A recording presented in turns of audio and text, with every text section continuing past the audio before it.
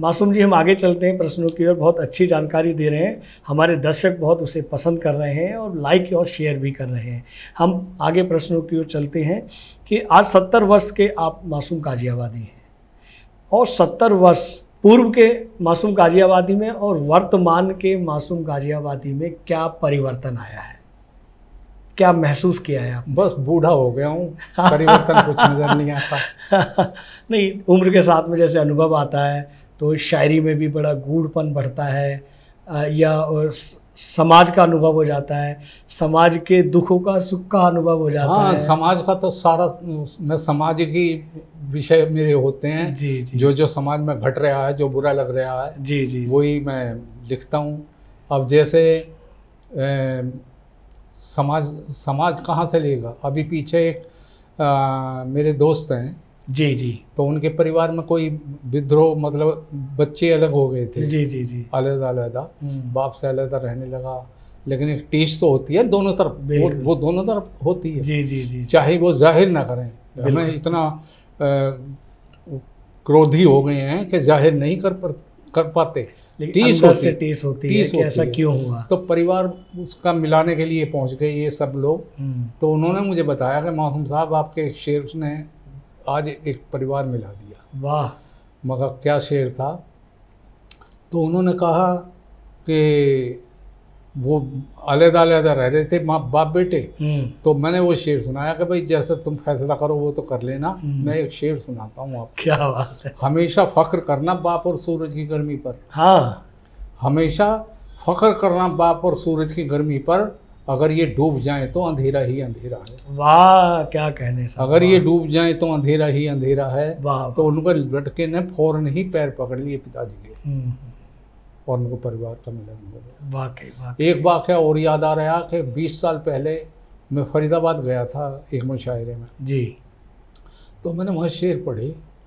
तो तीसरे दिन फ़ोन आया एक कि मासूम साहब बोल रहे हैं। मैं कहा जी मैं मासूम साहब बोल रहा हूँ। कि मासूम साहब मुझे वो शेर सुना दो जो बच्चे बारात में रोशनी का बोझ ढोते हैं। क्या बात। तो मैंने वो शेर सुनाया कि खुशी से झूमती बारात को छोड़ो, उन्हें देखो कि जिनको नाच गाने का बहाना तक नहीं मिलता, जो बारातों में अक्सर रोशनी का बोझ ढोते हैं, उन्हीं बच्चों को बारातों में खाना तक नहीं मिलता। वाह वाह वाह वाह। तो उन्होंने कहा मासूम साहब आप भी मुझसे दूर हैं, मैं भी बहुत दूर हूँ, पता नहीं क्या हो, मेरा एक ही बेटा है। मैं आपसे ये वादा कर रही हूँ कि जब इसकी शादी करूँगी तो बच्चों से ही शुरुआत करूँगी, उन्हें गिफ्ट भी दूँगी और पहले खाना बच्चे खाएं। वाह वाह वाह। हमारी लेखनी से, हमारी कलम से अगर किसी को नसीहत मिलती है तो इससे बड़ी बात कुछ नहीं है। और ये भी माना जाता है, जो मैं महसूस करता हूँ, कि इसकी कोई कीमत नहीं होती। कीमत नहीं, अनमोल होती है। ये अनमोल चीज़ होती है। जी, और इसे हमने कीमती बना दिया जी। आज कीमत के उस पर मतलब बड़े बड़े शायर कीमत पर ठहरे हुए हैं। जी जी जी। और सच बताऊं तो जो बड़े लोग हैं वो 2-2 4-4 कविता लिखी होंगी उन्होंने, हाँ हज़ारों जी, लेकिन वही 2-2 4-4 कविता 2-2 4 गज़लें हैं जो सब में घुमाए सभी जगह सुनाते हैं। इस पर एक प्रश्न मुझे एक चित्रण याद आता है, तो मैं उसमें एक प्रश्न आपसे करता हूँ कि इस तरह के जो साहित्यकार या इस तरह के जो लेखक होते हैं वो अपने उस लेखनी का विजिटिंग कार्ड लेके पूरे देश और विदेशों में घूमते हैं और उन मंचों से पैसा कमाते हैं, लेकिन उनकी लेखनी से कोई नसीहत नहीं मिलती। जैसा कि हमने फिल्मों का जिक्र किया, आपके शेरों का जिक्र किया कि शेरों से एक महिला ने नसीहत ली।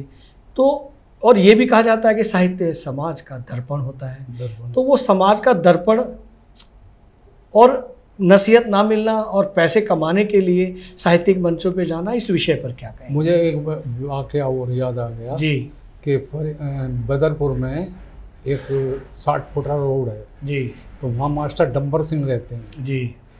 तो उनका एक दिन फ़ोन आया कि भाई मासूम साहब बहुत बहुत मुबारक हो शेर। क्या हो गया? क्योंकि हमारी कच्ची कॉलोनी थी जी, तो अधिकारी लोग आए हुए थे, तो अध्यापक लोग ही उसमें ज़्यादा बुलवाए हुए थे, जो मुश्किलें थी कच्ची कॉलोनी की उसके लिए। तो मैंने एक शेर सुनाया, अलीगढ़ के रहने वाले हैं वो, अब तो मकान वकान सब उनका बदरपुर में जी जी जी। तो मैंने वो शेर सुनाया कि हमारे जख्म को मरहम मिला ना गम को दो आंसू, तुम्हारे शहर में तो हम बड़ी हसरत से आए थे। वो दिल पे चोट करना जानता था, इसलिए उसने उन्हीं पौधों के सर काटे जो मैंने खुद लगाए थे। क्या नो भाई, उन्होंने देर नहीं की है, पक्की करण का उसका आदेश कर दिया। क्या बात है, क्या बात है। तो वाकई कॉलोनी पक्की हो गई। वाकई वो कहा जाता है ना कि जहाँ ना पहुँचे रवि वहाँ पहुँचे कवि। आपकी लेखनी, आपके शब्द जिन्हें आपने रचा, उनसे कितना बदलाव आया इस सृष्टि पर, इस पृथ्वी पर, इस समाज में। यही अनमोल है, यही अनमोल है। इसका कोई मोल नहीं है। व्यक्ति जो मंचों पर जाते हैं, वो जो लाखों हजारों जो भी कमाते हैं, वो तिजोरी तक रहते हैं। लेकिन ये जो आपकी लेखनी है, ये जो आपके उद्गार हैं, ये जो समाज के लिए जो आप दे रहे हैं, इनका कोई मोल नहीं है और ये हमेशा जीवित रहेंगी जब तक ये सृष्टि रहेगी। ऐसा मेरा सोच है, ऐसा मैंने पढ़ा है। हालांकि मुझसे ज़्यादा आप अनुभवी हैं, मुझसे ज़्यादा मेरे बड़े हैं, मेरे अग्रज हैं, मेरा ये अपना अनुभव है। ये वीडियो YouTube पर देख रहे हैं तो हमारे चैनल को सब्सक्राइब करें और बेल आइकन को दबाना ना भूलें। अगर आप Facebook पर ये वीडियो देख रहे हैं तो हमारे पेज को लाइक करें।